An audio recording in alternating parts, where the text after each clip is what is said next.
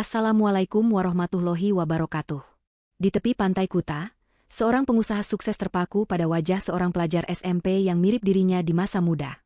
Bayang-bayang cinta lama dan rahasia tersembunyi dari 15 tahun lalu mendorongnya menelusuri jejak masa lalu, hanya untuk menemukan kebenaran yang mengguncang. Anak yang ia temui adalah darah dagingnya sendiri, dari wanita yang pernah ia cintai dan tinggalkan. Kota Bogor, dengan hiruk-pikuknya yang khas, menyimpan cerita-cerita kecil di setiap sudutnya. Di sebuah gang sempit dekat terminal, di mana suara klakson bus dan deru mesin mobil wisata saling bersahutan, hiduplah Tutik, seorang gadis berusia 22 tahun yang dikenal karena kecantikan sederhananya. Wajahnya yang tirus dengan mata coklat bening selalu menarik perhatian, tapi sikapnya yang ramah dan sopan membuatnya disukai tetangga. Tutik adalah anak seorang pedagang kecil, Ibu Siti, yang setiap hari menjajakan sayur dan buah di pasar dekat terminal. Ayahnya, Pak Maman, sudah meninggal sejak Tutik kecil, meninggalkan ibunya berjuang sendiri membesarkan Tutik dan kakaknya yang kini tinggal di Medan. Rumah mereka sederhana, berdinding bata dengan atap seng yang sedikit bocor saat hujan deras, tapi penuh kehangatan.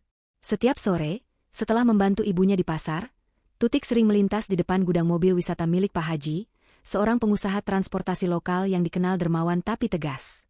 Gudang itu bukan sekadar tempat menyimpan armada bus dan mobil wisata, tapi juga menjadi tempat tinggal sementara para kernet dan sopir. Di antara mereka, ada Danang, seorang pemuda 24 tahun asal Semarang yang datang ke Bogor mencari peruntungan. Danang adalah kernet yang bekerja keras, membantu sopir memuat barang, membersihkan bus, dan kadang mengecek mesin sederhana. Ia tinggal di sudut gudang bersama 5 kernet lain, tidur di atas kasur tipis dengan bantal lusuh, ditemani suara dengkuran teman-temannya setiap malam. Wajahnya lugu, dengan kulit sawo matang dan rambut ikal yang selalu tersisir rapi meski pakaiannya sederhana. Danang punya mimpi besar. Punya mobil sendiri somedai, meski saat ini ia hanya bisa menabung recehan dari gaji bulanannya. Suatu sore yang lembab, ketika matahari mulai tenggelam di ufuk barat, Tutik berjalan membawa keranjang berisi sisa dagangan ibunya. Ia melintas di depan gudang, langkahnya ringan meski tubuhnya lelah setelah seharian membantu di pasar. Danang, yang sedang duduk di bangku kayu di depan gudang sambil mengelap keringat, memerhatikan Tutik dari kejauhan. Ada sesuatu dalam cara Tutik berjalan, dengan rambut dikuncir sederhana dan senyum kecil di wajahnya, yang membuat jantungan Danang berdetak lebih kencang. Ia memberanikan diri berdiri, mengambil segelas air dari galon di gudang, dan menghampiri Tutik. "Mbak, haus enggak? Airnya seger, baru diisi tadi," ujar Danang, suaranya sedikit gemetar karena gugup. Tutik tersenyum, sedikit terkejut tapi merasa tersanjung dengan keramahan pemuda itu. "Makasih, Mas. Tapi saya nggak haus, kok," jawabnya lembut, tapi ia tetap menerima gelas itu dan meneguk sedikit, sekadar menghargai. Percakapan kecil itu mengalir, dari cerita tentang pasar yang ramai hingga guyonan tentang penumpang bus yang lupa bayar. Danang, yang biasanya pendiam, mendadak cerewet, dan Tutik tertawa lepas mendengar leluconnya yang sederhana. Momen itu menjadi awal dari sesuatu yang tak mereka duga. Hari-hari berikutnya, pertemuan mereka menjadi rutinitas. Setiap sore, Tutik sengaja melintas di depan gudang, dan Danang selalu punya alasan untuk berada di luar, entah mencuci bus atau sekadar duduk sambil mengobrol dengan teman-temannya. Mereka mulai berbagi cerita lebih dalam. Tutik menceritakan mimpinya ingin membuka warung kecil sendiri, sementara Danang berbagi kisah tentang Semarang, kampung halamannya, dan bagaimana ia ingin membahagiakan ibunya suatu hari nanti. Meski status mereka berbeda, Tutik anak kota dengan keluarga yang cukup dikenal di kampung, dan Danang hanyalah kernet pendatang, cinta mereka tumbuh tanpa peduli batasan itu. Di warung kecil Butini, dekat gudang, mereka sering duduk berdua, memesan teh manis dan pisang goreng, berbagi tawa dan mimpi di bawah lampu neon yang redup. Namun, cinta mereka tak luput dari mata orang lain. Di kampung itu, ada Benny, pria berusia 27 tahun yang dikenal sebagai petualang cinta. Benny adalah anak seorang pengusaha kontraktor kecil, punya wajah tampan tapi sikap yang arogan. Ia sudah lama memendam rasa pada Tutik, sering datang ke rumahnya dengan alasan membantu ibunya atau sekadar mengobrol. Orang tua Tutik, terutama Ibu Siti, menyukai Benny karena ia dianggap lebih mapan dibandingkan Danang. "Benny itu anak orang berada, Tik. Kalau sama dia, hidupmu bakal tenang," ujar Ibu Siti suatu malam, saat Tutik membantu mengupas bawang di dapur. Tapi hati Tutik tak bisa dipaksa. Ia merasa Benny terlalu sombong, dan caranya mendekati lebih terasa seperti memamerkan diri ketimbang tulus. Benny, yang sering melihat Tutik melintas di depan gudang, mulai curiga. Suatu hari, ia mengikuti Tutik dari kejauhan dan melihatnya tertawa bersama Danang di warung Butini. Amarahnya memuncak. Baginya, Danang hanyalah kernet miskin yang tak pantas bersaing. Apa yang dilihat Tutik dari orang kaya gitu? Gumamnya, tangannya mengepal. Ia mulai merencanakan sesuatu untuk mengusir Danang dari kehidupan Tutik. Bersama beberapa temannya, yang dikenal sebagai preman kampung, Benny mulai mengawasi gerak-gerik Danang. Ia sering melempar sindiran saat bertemu Danang di jalan. Hati-hati, nak. Jangan main-main sama yang bukan levelmu. Danang, meski merasa terintimidasi, berusaha tak menghiraukan. Ia tak ingin masalah, apalagi dengan seseorang seperti Benny yang punya koneksi di kampung. Tapi setiap kali ia melihat Tutik, hatinya kembali berbunga. Suatu malam, saat mereka duduk di warung Butini, Tutik memegang tangan Danang dengan lembut. "Mas, aku nggak peduli orang bilang apa. Aku senang sama Mas Danang," katanya, matanya berbinar. Danang tersenyum, tapi di dalam hatinya, ia tahu ada badai yang mengintai. Ia hanya kernet, dan di kota ini, cinta tak selalu cukup untuk melawan segala rintangan. Malam itu, saat Danang kembali ke gudang, ia mendengar langkah kaki di belakangnya. Di gang gelap, Benny dan dua temannya menghadang. "Gue bilang sekali lagi, jauhi Tutik, atau lo nyesel," ancam Benny, matanya penuh kemarahan. Danang hanya diam, jantungannya berdegup kencang. Iya, tahu, melawan Benny bukan pilihan bijak. Tapi di dalam hatinya, ia juga tahu bahwa cinta pertamanya dengan Tutik, yang begitu murni dan sederhana, kini terancam. Malam itu, ia tak bisa tidur, memikirkan apa yang harus dilakukannya untuk melindungi dirinya dan cinta yang baru saja ia temukan. Malam itu, udara di gang sempit dekat gudang mobil wisata terasa lebih dingin dari biasanya. Danang berjalan perlahan menuju gudang, langkahnya berat setelah ancaman dari Benny dan teman-temannya di gang gelap. "Jauhi Tutik, atau lo nyesel." Kata-kata itu terus bergema di kepalanya, membuat tidurnya tak nyenyak. Di kasur tipis di sudut gudang, di antara dengkuran rekan-rekan kernet, Danang memandang langit-langit gudang yang penuh sarang laba-laba. Ia tahu, melawan Benny bukan pilihan bijak. Benny bukan hanya pria arogan dengan koneksi di kampung, tapi juga didukung oleh keluarga Tutik, terutama Ibu Siti, yang menganggapnya calon menantu ideal. Danang hanyalah kernet pendatang dari Semarang, tanpa harta atau pengaruh di Bogor. Namun, cinta yang ia rasakan untuk Tutik begitu nyata, membuatnya ingin bertahan meski ketakutan membayangi. Pagi harinya, Danang berusaha menjalani rutinitas seperti biasa. Ia membersihkan bus wisata, membantu sopir memuat barang, dan sesekali mencuri pandang ke arah gang tempat Tutik biasa lewat. Tapi hari itu, Tutik tak muncul. Danang merasa gelisah, khawatir ancaman Benny telah sampai ke telinga Tutik atau keluarganya. Di warung Butini sore itu, ia duduk sendirian, menatap teh manis yang sudah dingin di gelasnya. "Mungkin ini cuma perasaan," gumamnya, mencoba menenangkan diri. Tapi firasat buruk itu tak hilang. Malam sebelumnya, ia melihat dua teman Benny mengawasinya dari kejauhan saat ia mengunci gudang. Tekanan itu semakin terasa, seperti tali yang perlahan mencekik. Hari berikutnya, Tutik akhirnya muncul. Wajahnya pucat, matanya sedikit sembab. "Mas, ibu tahu soal kita," katanya pelan saat mereka bertemu di sudut warung Butini. Benny yang bilang. "Ibu marah besar, bilang aku gak tahu diri karena dekat sama maaf. Mas, kernet." Danang menelan ludah, hatinya perih mendengar kata-kata itu. Ia tahu statusnya rendah di mata banyak orang, tapi mendengarnya dari Tutik, meski hanya kutipan dari ibunya, terasa seperti pisau. "Terus, Mbak mau apa?" tanya Danang, suaranya parau. Tutik menggenggam tangannya erat. "Aku nggak peduli apa kata ibu. Aku cuma mau sama Mas Danang," jawabnya, matanya penuh tekad. Tapi di balik keberanian itu, Danang melihat ketakutan di wajah Tutik, ketakutan yang sama yang ia rasakan. Malam itu, ancaman Benny menjadi kenyataan. Saat Danang berjalan pulang dari warung, tiba-tiba sebuah motor menghadangnya di gang sempit. Benny turun, bersama 3 temannya, salah satunya membawa sebilah pisau kecil yang sengaja diperlihatkan. "Gue bilang sekali lagi, nak, Tutik bukan buat lo. Pergi dari Bogor, atau lo tahu akibatnya," kata Benny, suaranya dingin. Danang berdiri membatu, jantungannya berdegup kencang. Ia bukan penutup, tapi ia tahu melawan mereka hanya akan memperburuk keadaan. "Gue nggak mau cari masalah," jawab Danang pelan, menunduk. Benny tertawa sinis. "Bagus. Besok pagi gue nggak mau lihat muka lo di sini lagi." Mereka pergi, meninggalkan Danang dengan rasa takut dan kemarahan yang bercampur. Keesokan harinya, Danang tak bisa berpikir jernih. Ia tahu, jika ia bertahan, nyawanya atau bahkan keselamatan Tutik bisa terancam. Dengan hati hancur, ia memutuskan untuk pergi. Ia menghubungi ibunya di Semarang, menceritakan situasinya dengan suara bergetar. "Pulang, Nak. Di sini kita cari jalan bersama," kata ibunya lembut. Danang juga menghubungi Pak Haji, bosnya, meminta izin mundur dengan alasan keluarga. Pak Haji, meski kecewa, memahami. "Kamu anak baik, Nang. Kalau butuh apa-apa, bilang sama saya," katanya.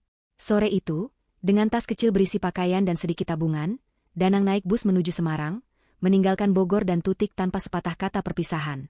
Ia tak sanggup menemui Tutik, takut air matanya akan membuatnya goyah. Di Semarang, Danang seperti kehilangan arah. Ia tinggal di rumah ibunya, sebuah rumah sederhana di pinggiran kota. Trauma ancaman Benny membuatnya sulit tidur. Sering terbangun tengah malam dengan bayang-bayang gang gelap itu. Tapi ia tahu, ia harus bangkit. Pamannya, Pak Slamet, seorang pedagang suku cadang, menawarkan bantuan. "Ambil kredit mobil bak, Nang. Lo kerja keras, pasti bisa bayar. Mulai usaha kecil-kecilan," saran pamannya. Danang, yang tak ingin terus terpuruk, setuju. Dengan jaminan pamannya, ia mengambil kredit mobil bak terbuka, sebuah Toyota tua yang sering mogok tapi cukup untuk memulai. Ia mulai bekerja sebagai sopir angkutan barang, mengantar sayur, bahan bangunan, hingga perabotan kecil ke pasar-pasar di Semarang. Kerja keras Danang membuahkan hasil. Setiap malam, ia menghitung setoran, memastikan cicilan mobilnya lancar. Dalam setahun, ia berhasil melunasi kredit pertama. Dengan keberanian baru, ia mengambil kredit mobil kedua, lalu ketiga, hingga akhirnya memiliki armada kecil berisi truk dan mobil bak untuk jasa transportasi. Usahanya berkembang pesat, dari hanya melayani pasar lokal hingga ke kota-kota tetangga seperti Demak dan Kudus. Ia mempekerjakan beberapa sopir dan kernet, menjalankan bisnis dengan tangan besi tapi hati lembut. Teman-temannya di Semarang sering menggodanya. "Nang, kayak gini, gak nikah-nikah? Hartanya buat siapa?" Danang hanya tersenyum, menjawab dengan canda, "Santai, kalian kan dapat bonus tiap bulan." Tapi di dalam hati, ia masih menyimpan luka. Wajah Tutik sering muncul dalam mimpinya, tapi trauma ancaman Benny membuatnya menutup hati dari cinta. Sementara itu, di Bogor, Tutik merasakan kehampaan yang sama. Setelah kepergian Danang, ia seperti kehilangan semangat. Ibu Siti, yang mengetahui kepergian Danang dari tetangga, memaksa Tutik menerima lamaran Benny. "Ini demi masa depanmu, Tik. Benny orang baik, keluarganya mapan," katanya. Tutik, yang tak punya tenaga untuk melawan, akhirnya menyerah. Ia menikah dengan Benny dalam sebuah pernikahan sederhana, meski hatinya masih terpaut pada Danang. Hari-hari pernikahannya penuh konflik, dengan Benny yang sering pulang larut malam dalam keadaan mabuk. Tutik hanya bisa menangis diam-diam, berharap keputusannya tak salah. Tapi di dalam hatinya, ia tahu, cinta sejatinya telah pergi bersama Danang ke Semarang, meninggalkannya dengan luka yang tak pernah sembuh. Danang, di sisi lain, terus membangun usahanya. Ia membeli mobil pertamanya, sebuah Toyota Kijang bekas yang ia panggil Jantan, karena ketangguhannya. Mobil itu menjadi simbol perjuangannya, mengingatkannya pada hari-hari sulit di Bogor. Meski sukses, ia tak pernah melupakan Tutik. Setiap kali melihat pasar atau gang sempit di Semarang, ingatannya kembali ke warung Butini, ketawa Tutik, dan ke malam-malam penuh mimpi yang kini hanya kenangan. Ia berjanji pada dirinya sendiri untuk tak pernah kembali ke Bogor, takut luka lamanya terbuka lagi. Tapi takdir punya rencana lain, yang akan membawanya kembali ke masa lalu yang ia coba kubur. Setelah kepergian Danang ke Semarang, hidup Tutik di Bogor berubah menjadi sebuah perjuangan yang penuh luka. Tekanan dari Ibu Siti, ibunya, yang menginginkan masa depan mapan untuk putrinya, mendorong Tutik untuk menerima lamaran Benny. Meski hatinya masih terpaut pada Danang, Tutik, yang baru berusia 22 tahun, merasa tak punya kekuatan untuk melawan kehendak keluarga. Ia tahu Benny bukan pria yang tulus. Sikap arogannya dan reputasinya sebagai petualang cinta membuat Tutik ragu, tapi ia merasa terjebak. Pernikahan siri digelar dengan cepat di rumah Ibu Siti, hanya dihadiri keluarga dekat. Tutik mengenakan kebaya sederhana, wajahnya pucat, dan senyumnya terasa kosong. "Ini untuk kebaikanmu, Tik," ujar Ibu Siti, mencoba meyakinkan, tapi Tutik hanya mengangguk. Hatinya hancur memikirkan Danang yang pergi tanpa kabar. Beberapa bulan kemudian, pernikahan resmi diadakan dengan penuh kemegahan di rumah keluarga Benny di perumahan elit Bogor. Pesta itu ramai, dengan tetangga dan kerabat berdatangan, tapi bagi Tutik, semua itu seperti teater tanpa makna. Ia pindah ke rumah besar Benny, sebuah bangunan dengan pagar besi tinggi dan taman kecil yang terawat. Namun, kehidupan rumah tangga mereka jauh dari bahagia. Benny tak berubah setelah menikah. Ia sering pulang larut malam, membawa bau alkohol dan kadang aroma parfum wanita lain.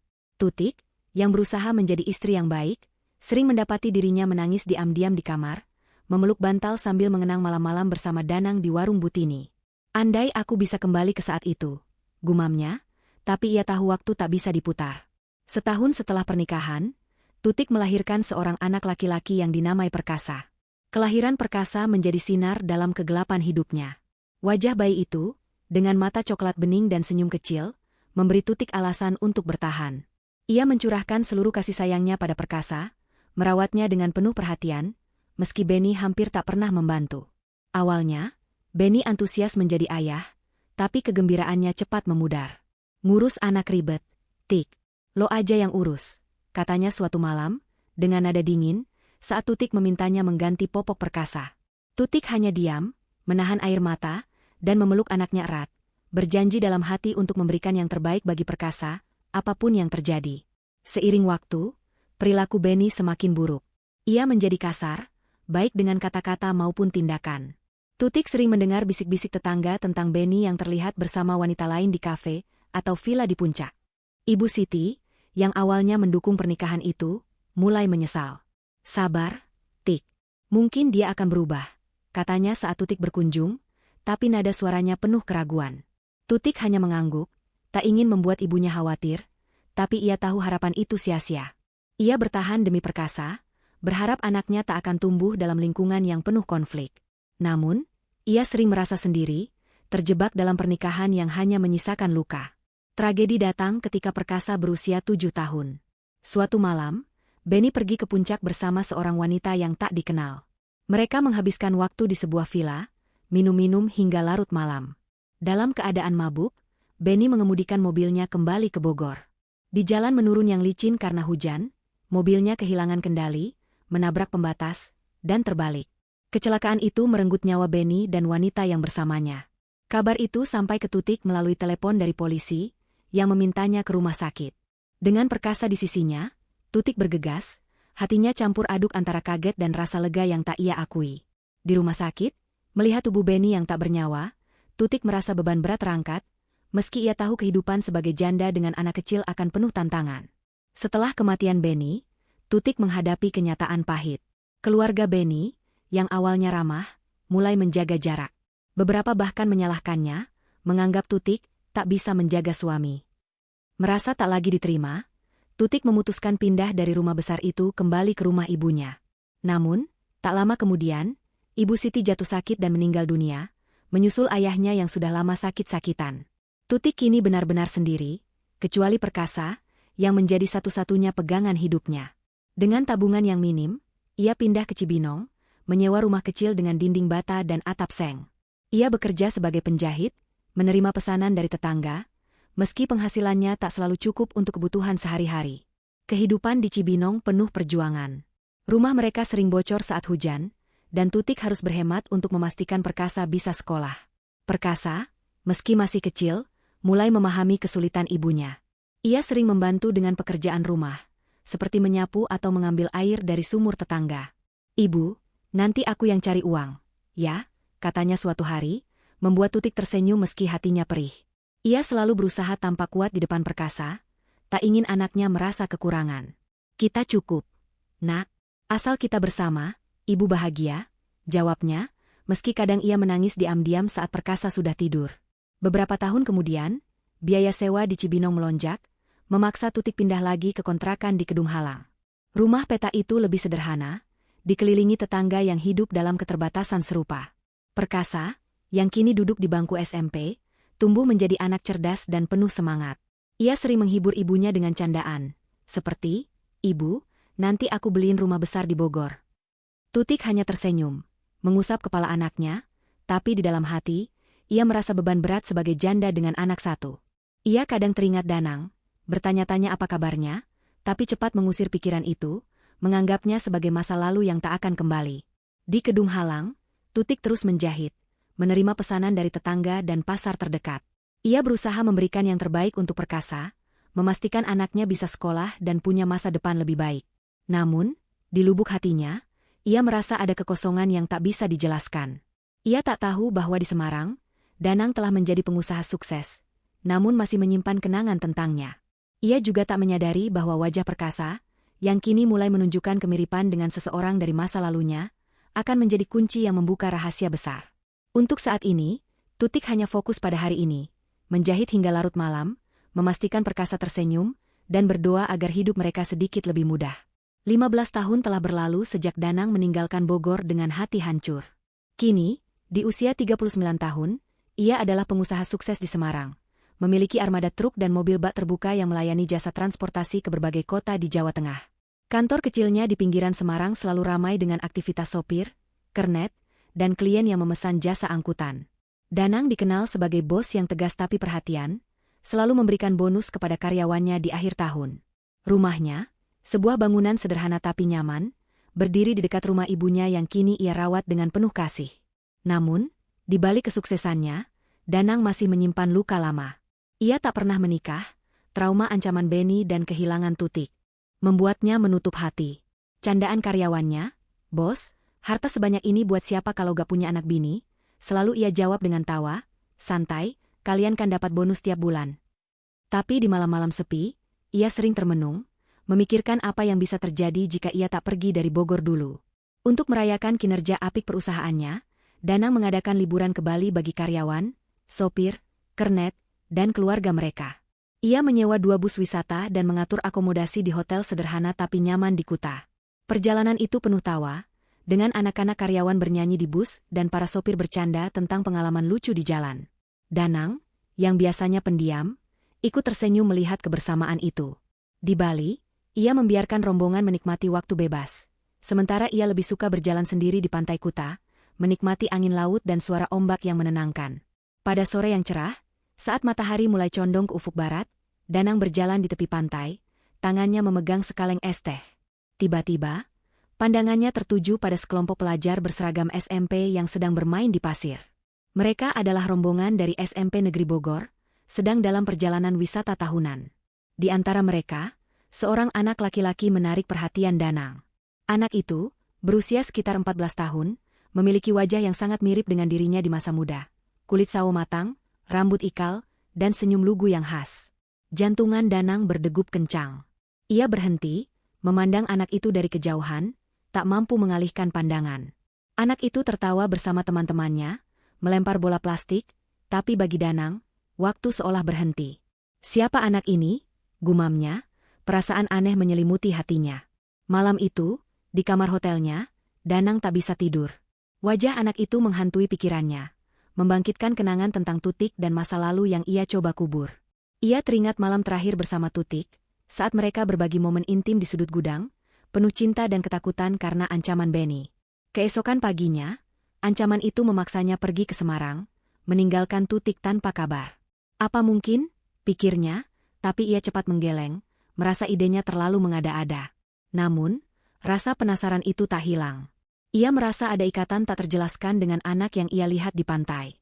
Kembali ke Semarang, Danang tak bisa fokus bekerja. Ia sering melamun, mengabaikan laporan keuangan yang biasanya ia periksa dengan cermat. Karyawannya mulai memperhatikan perubahan itu. "Bos, kenapa? Ya? Kayak orang linglung," bisik salah satu kernet kepada yang lain. Danang tahu ia harus mencari jawaban. Ia memutuskan untuk kembali ke Bogor, mencari Tutik, meski ia tak yakin apa yang akan ia temukan. Dengan mobil kesayangannya, sebuah Toyota Kijang bekas yang ia panggil jantan karena ketangguhannya, dan sebuah Pajero yang ia beli sebagai simbol kesuksesannya, Danang berangkat bersama 2 karyawan setianya, Aji dan Budi, yang juga bertindak sebagai pengaman. Perjalanan ke Bogor penuh dengan kenangan. Setiap kali melewati terminal atau gang sempit, Danang teringat hari-hari sebagai kernet, tawa Tutik, dan ancaman Benny. Ia memulai pencarian di perumahan elit tempat keluarga Benny dulu tinggal, berharap menemukan Tutik di sana. Namun, satpam kompleks menggeleng. "Ibu Tutik sudah lama pindah, Mas," katanya, ikut suaminya ke Cibinong. Katanya, memberikan alamat lama yang ia tahu. Danang bergegas ke Cibinong, hatinya penuh harap dan cemas. Di alamat itu, ia menemukan rumah sederhana, tapi pemilik baru mengatakan rumah itu sudah dijual setahun lalu. Dari tetangga, Danang mendapat kabar mengejutkan. Benny, suami Tutik, meninggal dalam kecelakaan tunggal di puncak, dalam keadaan mabuk bersama wanita lain. Kasihan ibu Tutik, ditinggal suami, sekarang kontrak di Kedung Halang, ujar tetangga itu, memberikan alamat baru. Perjalanan ke Kedung Halang terasa seperti perjuangan melawan waktu. Danang tak tahu apa yang akan ia katakan pada Tutik, atau apakah Tutik masih mengingatnya. Di Kedung Halang, ia menemukan deretan rumah petak sederhana, dengan anak-anak bermain di gang dan ibu-ibu mengobrol di teras. Setelah bertanya pada beberapa tetangga, ia akhirnya menemukan rumah kontrakan Tutik. Jantungannya berdegup kencang saat ia mengetuk pintu. Seorang wanita membuka, dan meski wajahnya kini penuh garis perjuangan, Danang langsung mengenali Tutik. Matanya masih sama, coklat bening dengan tatapan lembut yang dulu membuatnya jatuh cinta. "Mas." "Danang?" ujar Tutik, suaranya bergetar, tak percaya dengan apa yang ia lihat. Mereka duduk di ruang tamu sempit, ditemani teh hangat yang diseduh Tutik dengan tangan gemetar. Tutik menceritakan hidupnya, kematian ibunya, kakaknya di medan yang sakit-sakitan, dan perjuangannya membesarkan Perkasa, anaknya dari pernikahan dengan Benny, yang kini duduk di bangku SMP. Danang mendengarkan dengan penuh perhatian, hatinya perih mendengar penderitaan Tutik. Tapi ada sesuatu yang mengganggunya. Ia teringat wajah anak di Pantai Kuta, dan saat Tutik menyebut nama Perkasa, firasatnya semakin kuat. "Perkasa, dia di mana sekarang?" tanya Danang hati-hati.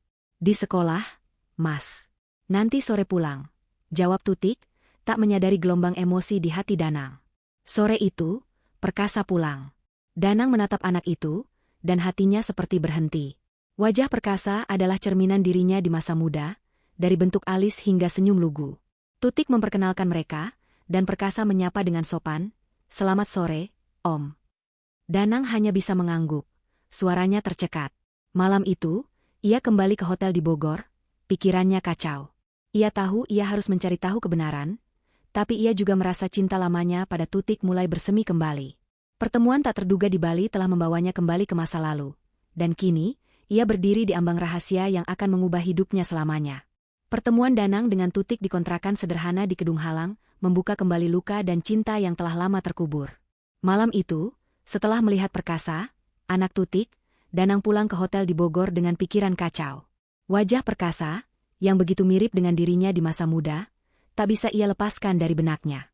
Ia duduk di tepi ranjang, memandang foto lama di dompetnya, sebuah polaroid kecil yang diambil bersama Tutik di warung Butini 15 tahun lalu. Senyum Tutik di foto itu masih sama, meski kini wajahnya penuh garis perjuangan. Danang tahu, ia tak bisa membiarkan pertemuan ini berlalu begitu saja. Ada sesuatu yang harus ia ungkap, meski ia tak yakin apakah ia siap menghadapi kebenaran. Keesokan harinya, Danang kembali ke kontrakan Tutik, kali ini sendirian. Aji dan Budi, karyawannya, ia suruh menunggu di Semarang, karena ini adalah urusan pribadi. Tutik menyambutnya dengan hangat, meski ada ketegangan di udara. Mereka duduk di ruang tamu sempit, ditemani teh hangat dan sepiring pisang goreng yang dibeli Tutik dari pedagang keliling. "Mas Danang, kenapa tiba-tiba ke sini?" Setelah sekian tahun, tanya Tutik, suaranya penuh rasa. Ingin tahu bercampur cemas. Danang menarik napas dalam, mencoba merangkai kata. "Aku lihat anakmu, Perkasa, di Bali. Dia mirip banget sama aku waktu kecil," katanya pelan, matanya menatap Tutik dengan penuh pertanyaan. Tutik tersentak, wajahnya memucat. Ia menunduk, tangannya menggenggam cangkir teh rat, seolah mencari kekuatan. Percakapan itu membawa mereka kembali ke malam terakhir 15 tahun lalu, sebelum Danang pergi ke Semarang. Tutik mengingat momen intim di sudut gudang, di mana mereka, dalam puncak cinta muda, melepaskan diri dalam pelukan penuh gairah. Keesokan paginya, ancaman Benny dan teman-temannya membuat Danang pergi tanpa pamit, dan Tutik, dalam kepanikan, menerima lamaran Benny. "Aku nggak tahu, Mas. Aku nggak sadar kalau aku hamil," kata Tutik, suaranya bergetar. Ia menceritakan bagaimana ia menikah dengan Benny secara siri sehari setelah kepergian Danang, dan beberapa bulan kemudian, pernikahan resmi digelar. Saat Perkasa lahir, Tutik menganggapnya anak Benny, karena ia tak pernah membayangkan kemungkinan lain. Danang mendengarkan dengan dada sesak. Ia tak menyalahkan Tutik, tapi hatinya terasa remuk memikirkan tahun-tahun yang hilang. "Aku mau tahu pasti, Tik. Aku mau tes DNA untuk Perkasa," katanya tegas, meski nada suaranya lembut. Tutik mengangguk, Air matanya mengalir. Aku juga mau tahu, Mas. Kalau Perkasa anakmu, aku nggak tahu harus bilang apa. Mereka sepakat untuk melakukan tes DNA di sebuah klinik di Bogor. Danang mengatur semuanya, membayar biaya tes dengan tabungannya, dan dalam diam, ia berdoa agar firasatnya benar. Sementara menunggu hasil, Danang sering berkunjung ke kontrakan Tutik. Perkasa, yang awalnya malu-malu, mulai akrab dengan Om Danang. Anak itu cerdas dan penuh semangat. Sering bercerita tentang sekolah dan mimpinya menjadi insinyur. Setiap kali melihat senyum Perkasa, Danang merasa hatinya hangat, tapi juga perih. Ia teringat candaan karyawannya, "Bos, harta buat siapa kalau gak punya anak bini?" Kini, ia mulai membayangkan sebuah keluarga, sesuatu yang selama ini ia hindari karena trauma. Cinta lama antara Danang dan Tutik perlahan bersemi kembali. Mereka menghabiskan waktu bersama, mengenang masa lalu sambil membangun harapan baru. Tutik menceritakan penderitaannya dengan Benny, bagaimana ia bertahan demi Perkasa, dan bagaimana kematian Benny, meski tragis, memberinya kebebasan. Danang menceritakan perjuangannya di Semarang, dari kernet miskin menjadi pengusaha sukses, meski hatinya tetap kosong tanpa cinta. "Aku nggak pernah lupa kamu, Tik," katanya suatu malam, saat mereka duduk di teras kontrakan, memandang bintang. Tutik tersenyum, tangannya menyentuh tangan Danang. "Aku juga, Mas. Tapi aku pikir kamu nggak akan balik lagi." 2 minggu kemudian, hasil tes DNA tiba. Danang dan Tutik duduk di klinik, tangan mereka saling bergenggam, menunggu dokter membuka amplop. Berdasarkan hasil tes, Pak Danang adalah ayah biologis Perkasa dengan tingkat kecocokan 99,9%, kata dokter. Tutik menangis terseduh, sementara Danang hanya terdiam, air matanya mengalir tanpa suara. Ia merasa campur aduk, bahagia karena Perkasa adalah anaknya, tapi juga sedih karena waktu yang hilang. "Aku nggak tahu, Mas. Maafkan aku," isak Tutik. Danang memeluknya erat. "Bukan salahmu, Tik. Kita sama-sama nggak tahu." Kepastian itu mengubah segalanya. Danang memutuskan untuk tinggal lebih lama di Bogor, mengambil cuti dari bisnisnya di Semarang. Ia ingin mengenal Perkasa lebih dekat, dan yang terpenting, ia ingin membangun kembali hubungannya dengan Tutik. Suatu malam, di bawah lampu neon kontrakan, Danang melamar Tutik. "Aku nggak mau kehilangan kamu lagi. Nikah sama aku, Tik. Kita jalani ini bersama, buat Perkasa, buat kita," katanya, suaranya penuh keyakinan. Tutik, dengan air mata bahagia, mengangguk. "Iya, Mas. Aku mau." Pernikahan mereka diadakan sederhana tapi penuh makna di masjid kecil di Kedung Halang. Karyawan Danang dari Semarang datang, kaget sekaligus gembira mendengar kabar itu. "Buset, bos nikah langsung punya anak gede," canda Aji, membuat semua tertawa. Perkasa, yang mulai memahami situasi, menerima Danang sebagai ayahnya dengan hati terbuka. Bapak, boleh aku ikut ke Semarang nanti?" tanyanya malu-malu. Danang tersenyum, mengusap kepala anaknya. "Boleh, Nak. Kita kemana aja bareng." Keluarga kecil itu pindah ke Semarang, tinggal di rumah Danang yang kini direnovasi untuk menampung mereka. Perkasa beradaptasi dengan cepat, bersekolah di SMP ternama dan menunjukkan bakat di bidang teknik, sesuai mimpinya. Tutik, yang kini tak perlu lagi menjahit untuk bertahan hidup, membantu Danang mengelola keuangan perusahaan. Trauma Danang perlahan sirna, digantikan oleh kehangatan keluarga yang selama ini tak ia duga. Setiap malam, saat mereka duduk bersama di ruang makan, Danang memandang Tutik dan Perkasa dengan penuh syukur. "Ini harta sebenarnya," bisiknya dalam hati, mengingat candaan karyawannya yang kini terjawab. Kehidupan mereka tak lagi sempurna, tapi penuh cinta. Danang sering mengajak Perkasa naik jantan, Toyota Kijang kesayangannya, mengelilingi Semarang sambil bercerita tentang perjuangannya.